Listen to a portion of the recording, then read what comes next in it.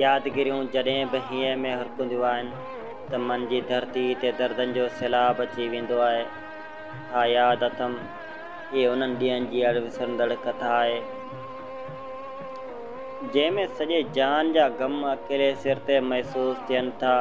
हू जेको असां मथां बरखा रुत जो बादल बणिजी छमर जी छांव में असांखे उस खां लिकाए रखंदो हो।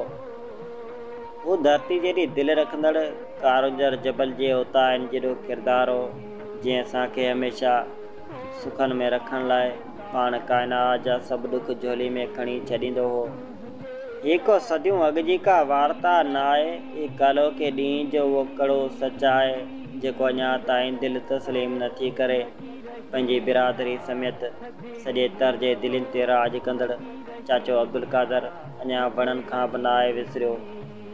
अॼु बि समन सरकार जो गादी नशीन अली बख्श शाह बि यादि कंदे रोई पवे थो ऐं अॼु बि राणू भील कादर केरु सॾाए चई सिरके थो।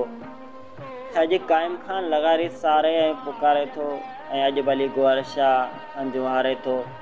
अॼु बि फयाज़ शाह ऐं संदसि ॿाहिरि किसो पचारे सिॾकनि था ऐं अॼु बि गुराम खान नीर वाहे थो।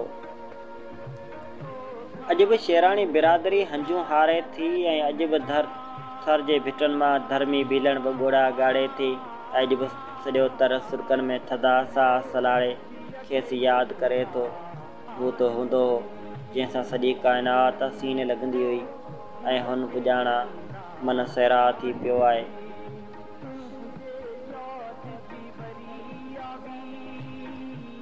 यादि आहे, हा यादि अथमि, सेप्टेंबर 2017 जी 11 तारीख़ जॾहिं सुबुह जो सवेरे संभरी सलाम कोट नेणूराम जे मेले ते वञी रहियो हो। हू अदबी प्रोग्रामनि मेलनि मलाखड़नि जो वॾो शौक़ीन हो ऐं पोइ आसमानी वॻो पाए टिकनि वारी टोपी पाए नंढनि ॿारनि खे मिठियूं ॾेई हो मेले ते रवानो थियो हो ऐं आउं मामूल मूजिबि बनी ते वियो हुउसि।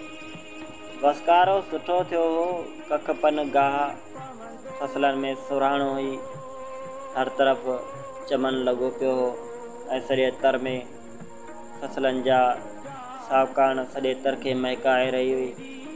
ऐं जॾहिं 11 बजे वापसि ॻोठ अची रहियो हुउसि त कंहिं काल फ़ोन ते इतलाह ॾिनो त नवकोट बाईपास ते तुंहिंजे चाचे अब्दुल कादर जो एक्सीडेंट थी पियो आहे।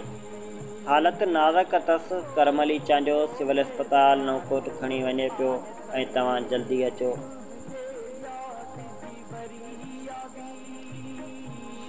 मूं यकदमि सभिनी सौटनि खे इतलाह ॾेई रवानो कयो ऐं पाण बि मोटर साइकिल कढे रवानो थी वियसि।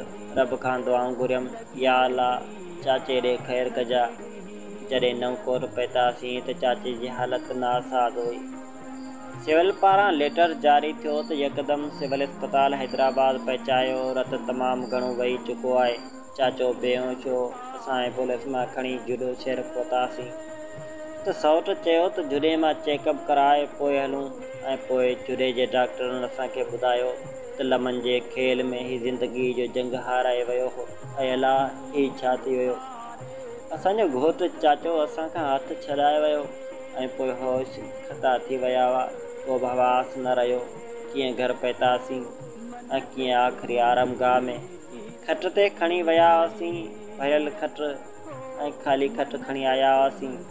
पोइ असांजा सुॾका, असांजो आऊं धाऊं सॼो ॻोठु रुनो हो, सॼो तर रुनो हो ऐं असां सभु रुना हुआसीं।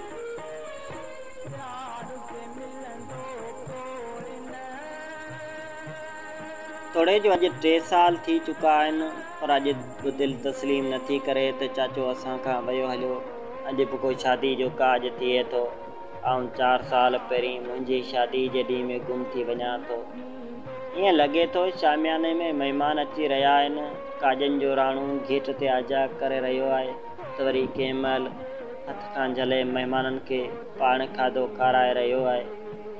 खणी जो चाचे पुॼाणा मेला मलाखड़ा विसरी विया आहिनि, पर जॾहिं समन सरकार जी नगरी ते हाज़िरी भरण वञा थो त माज़ी में विञाइजी वञा थो। ॾिसां थो त भरे मेले में चाचो दरगाह भरिसां दोस्तनि सां कचहरी करे रहियो आहे ऐं वॾा ट्रैक आहिनि, मेलो आहे, मज़ा आहिनि ऐं माण्हू आहिनि, माण्हुनि में मुसरतूं आहिनि। ऐं जॾहिं पंहिंजी बनी ते वेंदे पुराणे पदनि ते नज़र पवे थी त घड़ी पल रुकिजी वञा थो ऐं माज़ी में मुंहुं विझी ॾिसां थो त चाचो उताक अॻियां निमेठ रेडियो वॼाए वेठो आहे ऐं साम्हूं ॾांद वधियल आहिनि ऐं घोड़ी गाह खाए रही आहे त वरी कंहिं टाइम ॾिसां थो त निमनि हेठि काफ़ी महिमान वेठल आहिनि ऐं चाचो उन्हनि विच में मिठियूं ॻाल्हियूं कंदे टहिक ॾेई रहियो आहे।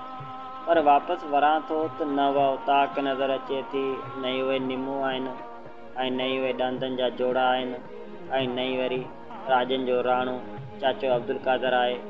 सभु कुझु वीरान आहे, घरनि जूं टिठल भितूं, वीरान जॻह आहे, बंब राति जहिड़ी कारी तनाई आहे ऐं आऊं आहियां न खुटंदड़ दर्द आहिनि, लुड़कनि जूं कतारूं आहिनि ऐं रोंदे सभु कुझु ॾिसां थो ऐं चवां थो त तोखां थींदे दार, खिलंदे खिलंदे यार, लुड़क लड़ी पिया लार करे।